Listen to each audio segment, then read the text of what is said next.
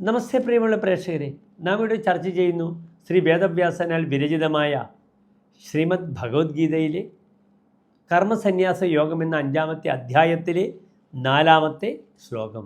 സാഖ്യയോഗൗ പൃഥക് ബാലാഃ പ്രവദന്തി ന പണ്ഡിതാഃ ഏകമപ്യാസ്ഥിത സമ്യക് ഉഭയോർ വിന്ദതേ ഫലം.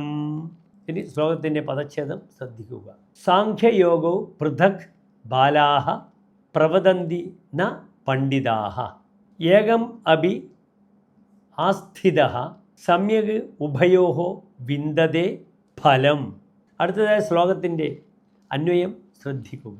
സാഖ്യയോഗോ പൃഥക് ബാലാഃ പ്രവദന്തി പണ്ഡിതാഃ ന പ്രവദന്തി ഏകം അപി സമ്യക് ആസ്ഥിതഃ ഉഭയോഃ ഫലം വിന്ദതേ.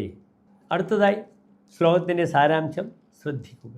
കർമ്മസന്യാസവും കർമ്മയോഗവും വേറെ വേറെയാണെന്ന് അജ്ഞാനികൾ ബാലന്മാർ പറയുന്നു. എന്നാൽ പണ്ഡിതന്മാർ ഒരിക്കലും കർമ്മസന്യാസവും കർമ്മയോഗവും വേറെ വേറെയാണെന്ന് പറയുന്നില്ല. ഈ രണ്ട് യോഗങ്ങളിൽ ഏതെങ്കിലും ഒന്നിനെ വേണ്ടതുപോലെ അനുഷ്ഠിക്കുന്നവന് രണ്ടിൻ്റെയും ഫലമായ ബന്ധമോക്ഷം ലഭിക്കുന്നുവെന്നാണ് ശ്ലോകത്തിൻ്റെ സാരാംശം. നമസ്തേ.